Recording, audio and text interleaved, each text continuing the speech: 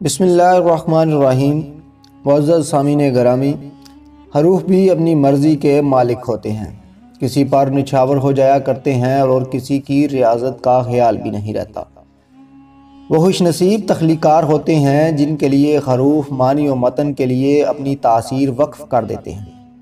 ناظرین، آج ہم اس ویڈیو میں ایک ایسے ہی شاعر کے بارے میں بات کرنے والے ہیں جن کے ہاں رومان کی علامتوں سے لے کر مزاحمت کے استعاروں تک، ہجر کے مراحل سے وطن پرستی کی فکری اساس تک معنویت کے کئی در واہ ہوتے تھے۔ انہیں حروف اور موضوعات کی کوئی قلت نہ تھی۔ وہ اپنی شعری روایت اور تاثیر میں اپنی مثال آپ تھے۔ سفر شوق ہو یا منزل غم، کوئی ہنگامہ اٹھا کر گزرو، ایک پل ٹھہرو بگولوں کی طرح اور پھر خاک اڑا کر گزرو۔ ناظرین، آج ہم اس ویڈیو میں بات کرنے والے ہیں اردو ادب کے عظیم شاعر احمد فراز کے بارے میں۔ ناظرین، سنہرے جذبات کی روشنائی سے لکھے ہوئے مضامین عاشقی ہوں یا جبر کی قوتوں کے خلاف گونجدار آواز، وہ ہر آزمائش میں نبرد آزما دکھائی دیتے ہیں۔ عہد حاضر کے شعری منظرنامے پر ان کے کندہ حروف پوری آب و تاب سے چمک رہے ہیں۔ صرف یہی نہیں، ہنسی چہروں کے دل کی بات کرنے والے شاعر کے طور پر بھی مقبولیت ان کے حصے میں آئی اور اس کا وہ خوب اظہار بھی کرتے تھے۔ وہ ایک ایسے شاعر کی وضع قطع رکھتے تھے جس کے ہاں زندگی خوبصورت طور سے عمدہ لباس زیب تن کیے پورے اعتماد کے ساتھ روبرو ہوا کرتی تھی۔ یہی جمالیات ان کی تخلیقی زندگی کا حصہ تھی۔ وہ اپنی حقیقی زندگی میں بھی اس پر کاربند رہے۔ احمری جسم آنچ دیتا ہوا جس طرح پیرہن سلگتا ہے۔ معزز سامعین گرامی، احمد فراز کا اصل نام سید احمد شاہ تھا۔ وہ 12 جنوری 1931 میں پیدا ہوئے۔ شاعری کا فن وراثت میں والد صاحب سے ملا۔ ان کے والد سید محمد شاہ برق کو فارسی کے ممتاز شعراء میں شمار کیا جاتا ہے۔ احمد فراز نے اردو، فارسی اور انگریزی ادب میں ایم.اے کیا، جس سے اندازہ ہوتا ہے کہ ان کی ادبی ذوق کی آبیاری کس طرح ہو رہی تھی۔ ایک طرف تو وہ اپنی مادری زبان پشتو کے ادب سے واقفیت حاصل کر رہے تھے، دوسری طرف انہیں اردو شعر و ادب سے شناسائی ہوئی۔ فارسی اور انگریزی نے ان کے ذوق میں چمک بڑھا دی۔ یوں یہ 4 زبانوں سے آراستہ ہو کر اپنی منفرد شعری سمت تلاش کرنے میں محو ہو چلے۔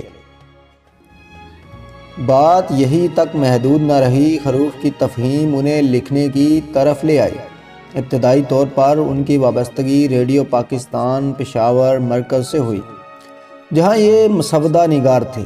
یہی وہ پگڈنڈی تھی جس کے ذریعے انہیں شعریات کی منزل کو جانے والا راستہ دریافت ہوا۔ اس مسافت میں جامعہ پشاور سے بطور لیکچرار جڑے، پاکستان نیشنل سینٹر پشاور کے ریزیڈنٹ ڈائریکٹر ہوئے، اکادمی ادبیات اسلام آباد کے اولین ڈائریکٹر جنرل ہونے کے بعد لوک ورثہ اور نیشنل بک فاؤنڈیشن کے سربراہ کے عہدوں پر بھی فائز رہے۔ اردو دنیا کا منچ پنڈال میں بیٹھے سامعین پر زندگی بھر ان کے شعری لطف کا اثر رہا۔ نوجوان شعراء مائل بکرم رہے، ان کے لکھے ہوئے شعر دلوں کی دھڑکن بنے، نظمیں آنکھوں کے خواب اور غزلیں دل کا بیان ٹھہری۔ عاشقی کا قبیلہ اور محبت کی داستانیں ادبی وتیرہ ثابت ہوا۔ گائکی کی دنیا میں بھی ان کی شاعری کو بام عروج ملا۔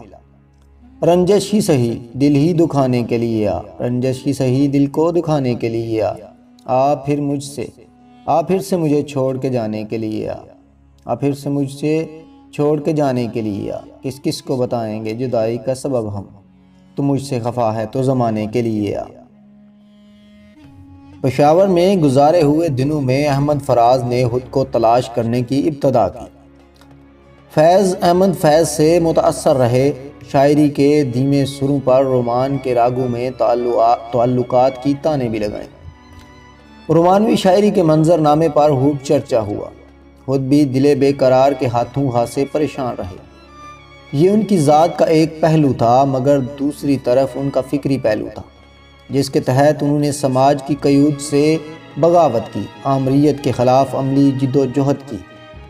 ضیاء الحق کے دور میں خود ساختہ جلا وطنی اختیار کی، لندن کی سڑکوں پر وطن کے گلی کوچے یاد کرتے رہے۔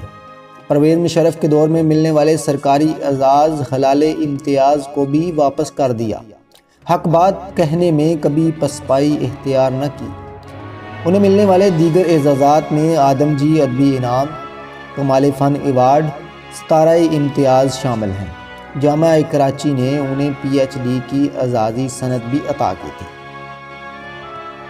احمد فراز کے 14 مجموعہ کلام میں تنہا تنہا، درد آشوب، نایافت، شب خون، میرے خواب ریزہ ریزہ، جانا جانا، بے آواز گلی کوچوں میں، نابینا شہر میں آئینہ، سب آوازیں میری ہیں، پس انداز موسم، بودلک غزل بہا نہ کروں، اور اے عشق جنوں پیشاں شامل ہیں۔ اگر بات کی جائے ان کے کلیات کی تو شہر سخن آراستہ ہے کے نام سے ان کی کلیات بھی شائع ہو چکی ہے۔ اردو ادب کا یہ عظیم شاعر 25 اگست 2008 کو اس دنیا فانی سے رخصت ہوا۔ ان کی شاعری صرف تخلیق کا سرچشمہ ہی نہیں، زندگی کا وہ بیان بھی ہے جس کے رنگ گہرے، دلکش اور بھرپور ہیں، جن کو کسی چہرے کی مسکان میں دیکھا جا سکتا ہے یا کسی حسینہ کے ملبوس میں، اور کہیں ان کے خروف میں دکھ کا دھواں بھی اٹھتا ہے جس میں دل راکھ ہو جاتا ہے۔ انہوں نے کمال مہارت سے اپنی ذات کے دونوں گوشوں کو متوازن رکھتے ہوئے زندگی گزاری۔ وہ صرف نام ہی کے فراز نہیں تھے بلکہ آزمائشوں کے کئی نشیب طے کر سرفراز ہوئے۔ اب کہ ہم بچھڑے تو شاید کبھی خوابوں میں ملے، جس طرح سوکھے ہوئے پھول کتابوں میں ملے۔ ڈھونڈ اجڑے ہوئے لوگوں میں وفا کے موتی، یہ خزینے تجھے ممکن ہے خرابوں میں ملے۔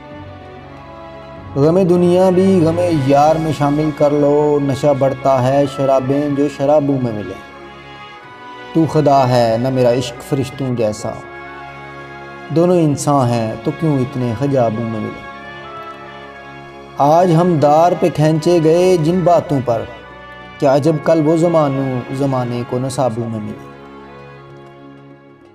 اب نہ وہ میں ہوں نہ وہ تو، نہ وہ ماضی ہے فراز، جیسے دو سائے تمنا کے سرابوں میں ملے، جیسے دو سائے تمنا کے سرابوں میں ملے۔